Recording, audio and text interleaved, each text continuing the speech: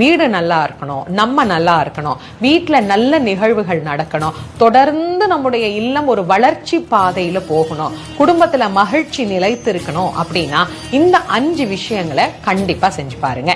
முதல்ல காலையில 4:30 மணி அப்படின்னு சொல்லக்கூடிய பிரம்ம முகூர்த்தத்துல விளக்கேத்துனா அந்த வீட்டுல நீங்க என்ன நினைக்கிறீங்களோ அத்தனையுமே நடக்கும். அடுத்து 2வது, கண்டிப்பா காலையிலேயே வீட்டு வாசல்ல கோலம் போடணும். அடுத்து 3வது, தீபம் ஏத்திட்டோம்னா தூபம் அப்படிங்கறதும் போடணும். அதனால பூஜை அறையில நல்ல கமகமன் சாம்பிராணி போடணும். 4வதா நம்ம செய்ய வேண்டியது நமக்கு பிடிச்ச கடவுளுடைய பதிகத்தை பாராயணம் பண்ணணும். 5வதா ஏதாவது ஒரு சின்ன நைவேத்தியம் அப்படிங்கறத வைங்க. இந்த விஷயத்த தொடர்ந்து ஒரு 48 நாளைக்கு செஞ்சுதான் பாருங்க.